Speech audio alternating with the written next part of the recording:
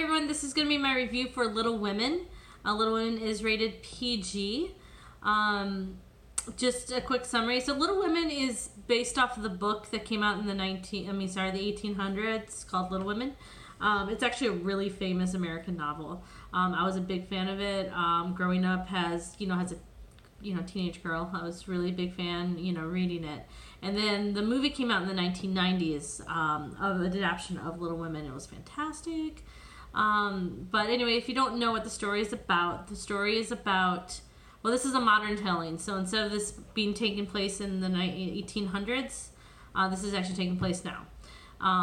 So it's about a family with 4 daughters. And it's basically the story of them growing up together and growing apart. The struggles as a family and their individual struggles as they have their personal goals and where they have to compromise.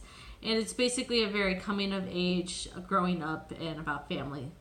I don't really want to get into the nitty gritty, but that's the basic theme, So anyway, here's my review. So I saw the preview for this, and I already knew it was going to be bad. But I had to see it because, I'm a huge fan of the book, a huge fan of the 90s movie, and I was really interested to see how they were going to place the story in modern day. And I could already guess of how you could make it a modern day story. And actually, what they made modern day made sense. Most of the story elements and what they had to change made sense. So kudos to that. Instead of Sally Moffat's coming out party, it was prom. Instead of the regular ball down the road, it was just a New Year's Eve party. Instead of Beth getting scarlet fever, she got leukemia. So a lot of them actually the scenes actually translated rather well as far as a modern telling, which the last time I saw a movie which was going to be a modern day telling of a story was Annie, and I was excited. It had some really good singers in it, and I was excited for it's another review altogether. I was highly disappointed because it ruined a lot of it. Anyway, that's another story for another podcast. But anyway, so kudos to them for, recreating it modernly and that being done very well. With that aside, the movie poster only had one recognizable actor in it. And sometimes it's great to see up-and-coming actors coming in with, one big star. And it was Leah Thompson. But this one is... These were it's the same production company that does a lot of religious movies, and it's not like they do bad movies, but there's a certain acting style, and there's they use the same pool of actors, and they're not very good actors, and these ones just did not cut it. And the movie, I felt, is they were trying to emulate the 1990s version, because there's very many similar scenes and structures with the 1990s version. Now, the 1990s version was it's still one of my favorite movies, but you are trying to compare yourself to Christian Bale, Susan Sarandon, Winona Ryder, Kristen Dunst, and Claire Danes. None of these actors could even compare with that. And the acting was just super, super bad. Okay, so the story really revolves around one of the sisters. She's the lead sister, and that's Jo March, or Josephine. She overacted every single scene, and I lost her motivation. It was almost like the direction she was given was be as dramatic as possible. There's no hold bar. Just be as dramatic as possible, and it made it miserable and hard to watch. And you can't have a bad Jo March. You just can't, because she carries the story on her shoulders, and and she was so bad. It was painful watching her. I was getting a headache watching her, and I just couldn't stand her. And then, you introduce other people in here, and then when I saw Theodore Lawrence, I was like, you gotta be kidding me. This is Theodore Lawrence. This guy who is so bland, lacks a personality, and they played him super awkward. And Theodore Lawrence he's an outsider, but he's not awkward. He socially knows how to handle situations because he was raised in those atmospheres. But this guy is like the absolute loner, and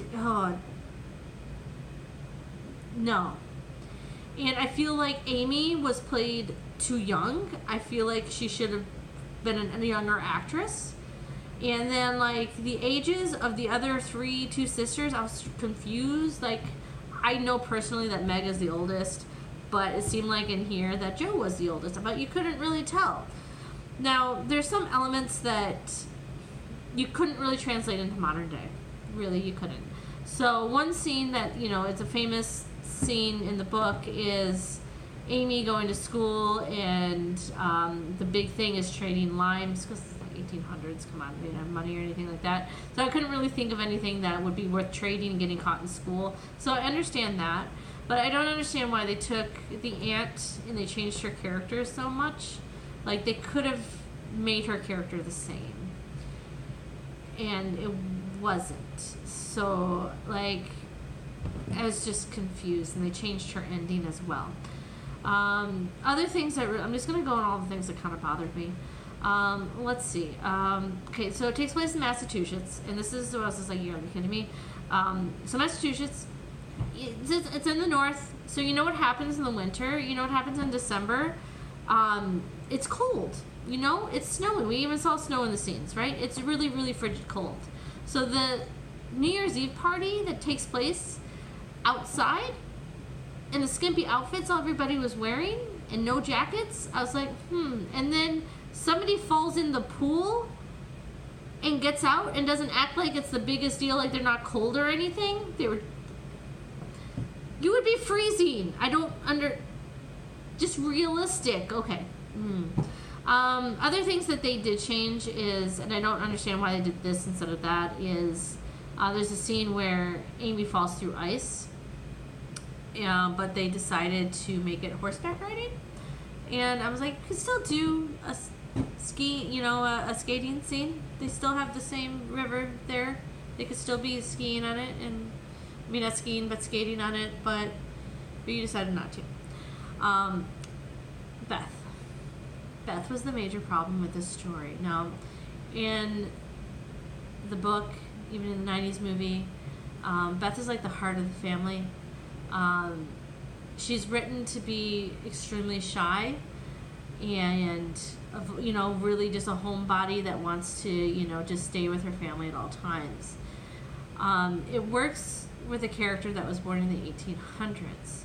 But you're playing this 16-year-old girl in 2018, and you're playing the same character. And I understand, like, this is where they should have deviated from the book a little bit, because the character doesn't work in 2018. There's no teenager out there that I know that's, what do you want to be when you grow up? I just want to be here with all of my family and all my siblings, and I just don't ever want that to change. It doesn't work. Like, she played it so shy and so, like, I just want to stay with my siblings at all times. It doesn't work in 2018. They should have changed her to be maybe more of a reader. They should have changed her to be, yes, you can be a loner, you can be a shy one, but for those motivations, I know if they played it as like a homeschool group, and maybe some of the awkwardness was supposed to play through, but it really it didn't work. It did not work. And it hurt me because you compared her to Claire Danes, and this is like, it didn't translate as well. Next, Beth. The montage between Beth and Mr. Lawrence, the old man Mr. Lawrence, was creepy. Was so creepy, and it went on for like 2 minutes. I felt like it was a love scene between the two of them. Watch it and you'll get what I mean, because this man is looking at her like he's in love with her, and she's a 16-year-old girl. And he's like over the piano, it is the most awkward thing to watch. So creepy and so wrong. I don't know what they were trying to get out of it, but whoever edited it and decided to direct that scene like that, no. So bad. No. Okay. Where else can I go? And maybe I'm just so biased with the 1990s version that I so love so much, and it's hard to watch something with new eyes and be objective about it. So maybe it's really unfair, but I really don't think it's unfair. But the final thing is the story. They have the most iconic scenes and iconic lines in the movie, and they stay true to that. Kudos. Thank you. But this story, and no matter where you see it, if you see the musical, if you see any other movies, the book, it starts a certain way and it ends a certain way. And it did not happen. It started and ended differently. So it starts on Christmas Eve. They're poor. There's no presents. And so they go up in the attic, and there's this whole thing about what I want to be when I grow up, and we really establish their personalities. That scene does happen in the movie, but it's not the first scene. It's not the introduction to the characters, and that's how it's supposed to be. It happens like 2 scenes later. And no, the story's supposed to start that way. That's how we're supposed to introduce, not this go find your castles crap that was thrown at us. The story works. It still would have worked 2018. It ends a certain way. One, Aunt March is supposed to die. Didn't happen. Whatever. It's supposed to end with Joe and Freddie Bear in the rain, him holding an umbrella and him saying, I want to marry you, but I don't have anything. I have nothing in my hands. My hands are empty. And the famous line is, she holds his hand and says, they're not empty anymore. And that's how it ends. And that scene never happened. It did not happen. It ended on a wedding.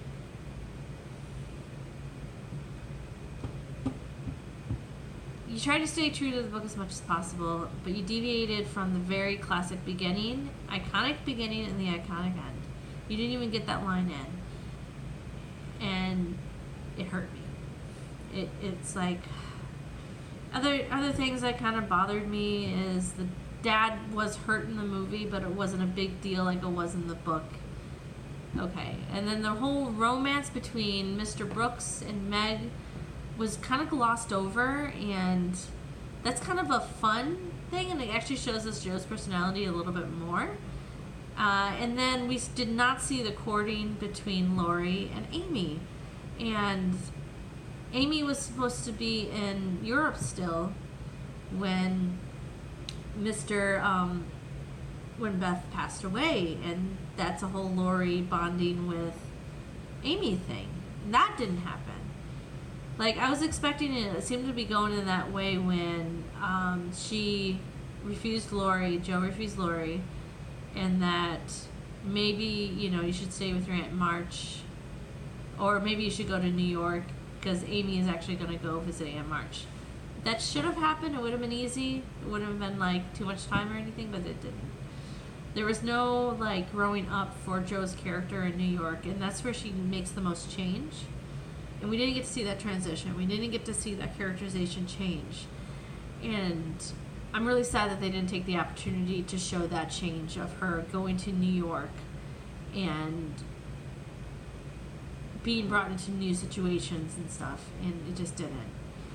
So, I'm leaving this with my ranking. This is the 30th movie I've seen all year.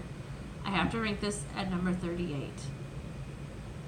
I think I enjoyed it a little bit more than White Boy Rick, but at least White Boy Rick had some decent acting in it and integrity in it. But this one just got things wrong.